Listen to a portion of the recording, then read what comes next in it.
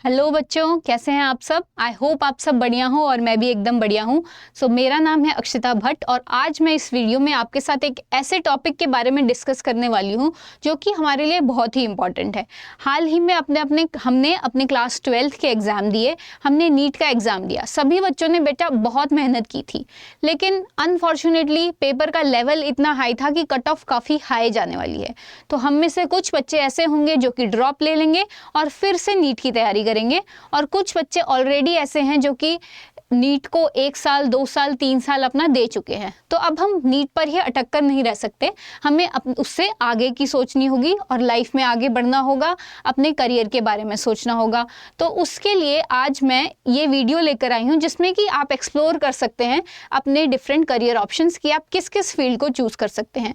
अब बच्चों, कुछ बच्चे हम में से ऐसे हैं जिन्हें सिर्फ डॉक्टर ही बनना है, लेकिन MBBS की सीट उन्हें नहीं मिल पाई, तो वो डॉक्टर बन सकते हैं अब भी दूसरी फील्ड्स में। बहुत सारी फील्ड्स ऐसी हैं, जैसे कि सबसे पहले डेंटिस्ट्री, आप डेंटिस्ट बन सकते हैं। डेंटिस्ट बनने के बाद आप अपना प्राइवेट क्लिनिक खोल सकते हैं और आप गवर्नमेंट हॉस्पिटल के साथ भी एसोसिएटेड हो सकते हैं। इसके अलावा बच्चों, आप होम्योपैथी मेडिसिन की तरफ भी जा सकते हैं। होम्योपैथी के अलावा आयुर्वेदिक मेडिसिन एक बहुत ही ट्रेंडिंग आजकल टॉपिक चल रहा है। UGC ने भी अपने वर्टिकल्स में एक नया सब्जेक्ट को ऐड किया है, आयुर्वेदिक मेडिसिन को। आयुर्वेदा को आजकल लोग काफ़ी ज़्यादा प्रेफर भी करने लगे हैं, तो आप आयुर्वेदा की तरफ भी अपना ध्यान दे सकते हैं। इसके अलावा बच्चों, हमें पता है हर घर में आजकल पेट्स होते हैं, जैसे कि डॉग्स, एनिमल्स। तो इन पेट्स का ध्यान रखने के लिए भी तो हमें डॉक्टर्स की ज़रूरत है ना, तो आप वेटनरी साइंसेस की तरफ भी अपना ध्यान दे सकते हैं। इसके अलावा आप BPT की तरफ भी, यानी कि फिजियोथेरेपी की तरफ भी ध्यान दे सकते हैं। फिजियोथेरेपी, आजकल हम किसी भी डॉक्टर के पास जाते हैं, सभी को लाइफस्टाइल सबका ऐसा हो चुका है कि फिजियोथेरेपी की ज़रूरत किसी ना किसी तरह से सभी को पड़ी जाती है, तो डॉक्टर्स भी रिकमेंड करते हैं कि आप जाकर फिजियोथेरेपी करा लीजिए। तो ये भी बहुत ही अच्छा ऑप्शन है हमारे लिए। इसके अलावा अगर डॉक्टर नहीं बनना, डॉक्टर के अलावा ऐसे कौन से कोर्सेज हैं जिनको हम एक्सप्लोर कर सकते हैं, तो हम BSc कर सकते हैं और सेम फील्ड में हम मास्टर्स कर सकते हैं और उसी फील्ड में हम फर्दर PhD भी कर सकते हैं। इसके लिए हम पेपर दे सकते हैं CSIR नेट एग्जामिनेशन, जिसमें कि अगर हमारा JRF आता है तो JRF में हमें स्टाइपेंड मिलता है गवर्नमेंट की तरफ से पूरी अपनी PhD को कंप्लीट करने के लिए। तो ये भी काफ़ी एक अच्छा ऑप्शन है। तो आप नर्सिंग एक ऐसा ऑप्शन है, आप इसमें BSc कर सकते हैं। इसके बाद आप मास्टर्स सेम सब्जेक्ट में कर सकते हैं और आप रिसर्च फील्ड में अगर जाना चाहते हैं तो सेम इसमें आप PhD भी कर सकते हैं। नर्सिंग बच्चों एक बहुत ही अच्छा ऑप्शन है उन बच्चों के लिए जो कि एक्सप्लोर करना चाहते हैं फॉरेन कंट्रीज़ में करियर को। ऐसा नहीं है कि इंडिया में करियर अपॉर्चुनिटीज़ नर्सिंग में अच्छी नहीं है, लेकिन जो पेइंग कैपेसिटी है वो फॉरेन कंट्रीज़ में नर्सिंग में थोड़ी अच्छी है। और अगर इसके अलावा आप रिसर्च फील्ड में जाना चाहते हैं तो आप बायोटेक, माइक्रोबायो जैसे और जेनेटिक्स, फॉरेंसिक्स को भी चूज़ कर सकते हैं।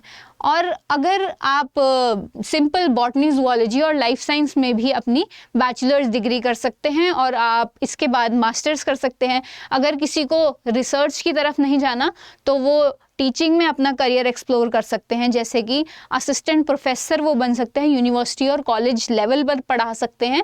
और इसके अलावा आप स्कूल लेवल पर भी टीचिंग को एक्सप्लोर कर सकते हैं। आप BSc करने के बाद B.Ed कर सकते हैं, B.Ed के बाद आप एक जॉब फर्स्ट एक्वायर कर सकते हैं और उसके बाद आप अपनी फर्दर स्टडीज़ को, मास्टर्स को, PhD को कंटिन्यू कर सकते हैं बच्चों, ठीक है। इसके अलावा एक है फॉरेंसिक्स, CID सबने देखा है, CID में डॉक्टर सारू के सबने देखा है। तो अगर आपका इंटरेस्ट उस तरफ है, कुछ आप फॉरेंसिक्स में करना चाहते हैं, तो आप BSc फॉरेंसिक्स की तरफ भी ध्यान दे सकते हैं। और मेडिकल लैब टेक्नोलॉजी, ये भी एक बहुत ही अच्छा करियर ऑप्शन है। अब अगर कुछ बच्चे ऐसे हैं जो कि चाहते हैं यार साइंस अब आगे पढ़नी ही नहीं है, साइंस के अलावा भी आप बहुत सारी जगह पर अपने करियर को एक्सप्लोर कर सकते हैं कि आप क्या क्या आगे कर सकते हैं। फॉर एग्जांपल यहाँ पर BBA इन हॉस्पिटल मैनेजमेंट, आप चाहते हैं कि यार साइंस पढ़नी नहीं है लेकिन कुछ उससे रिलेटेड कुछ करना है, उसके एनवायरनमेंट में रहना है, तो BBA करके इन हॉस्पिटल मैनेजमेंट आप हॉस्पिटल के एनवायरनमेंट में रह सकते हैं और एडमिनिस्ट्रेटिव रोल आपको मिल सकता है। तो आप इसकी तरफ भी ध्यान दे सकते हैं। और इसके अलावा भी बच्चों कई ऑप्शंस हैं, साइंस के अलावा भी आप कई सारी फील्ड्स को एक्सप्लोर कर सकते हैं।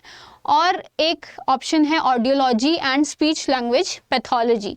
कुछ लोग ऐसे होते हैं जिनको बोलने में दिक्कत आती है, सुनने में दिक्कत आती है, उनको सपोर्ट किस तरह से प्रोवाइड किया जा सकता है, वो आप इस फील्ड में पढ़ते हैं। और इसके अलावा bachelor in prosthetics and orthotics, जो लोग फिजिकल डिसेबिलिटी जिनको है, जिनको किसी इक्विपमेंट की ज़रूरत है, सपोर्ट की ज़रूरत है चलने के लिए, तो आप इस फील्ड की तरफ भी ध्यान दे सकते हैं। बच्चों, डॉक्टर बन के भी आपको क्या करना था? किसी दूसरे की हेल्प करनी थी, उनकी हेल्प करनी थी, उनका पेन कम करना था। तो आप वही सब काम आप बाकी करियर में जाकर भी कर सकते हैं और अपनी सोसाइटी को सर्व कर सकते हैं। कभी कभी हम सोचते कुछ हैं, लेकिन डेस्टिनी ने हमारे लिए कुछ और प्लान किया होता है, और मे भी वो जो हम सोच रहे हैं उससे भी बेटर हमारे लिए हो सकता है। तो हमें ज़रूरत है कि हम अपना इंटरेस्ट जानें और उस इंटरेस्ट को पकड़कर इतना अच्छा उस सब्जेक्ट में इतनी अच्छी स्टडी करें कि हम उसके एकदम टॉप पर पहुंच जाए। इनमें से कोई भी फील्ड आप चूज़ करते हैं, आप अगर उसमें बेस्ट हैं, आपका इंटरेस्ट अगर उसमें सबसे ज़्यादा इंटरेस्टिंग जो आपको लगता है, वो फील्ड को आप चूज़ कर सकते हैं और आप सिमिलर फील्ड में बिल्कुल टॉप लेवल पर पहुंच सकते हैं। ठीक है बच्चों, तो ये थी डिफरेंट करियर अपॉर्चुनिटीज़ जो कि आप MBBS के अलावा भी चूज़ कर सकते हैं। तो अगर कोई इसमें से फील्ड ऐसी हो जिसके बारे में आप और डिटेल में जानना चाहते हैं, तो आप कमेंट में बता सकते हैं। मैं नेक्स्ट वीडियो उसी टॉपिक पर लेकर आऊँगी जिसमें कि उस करियर अपॉर्चुनिटी को हम डिटेल में डिस्कस करने वाले हैं। Thank you students.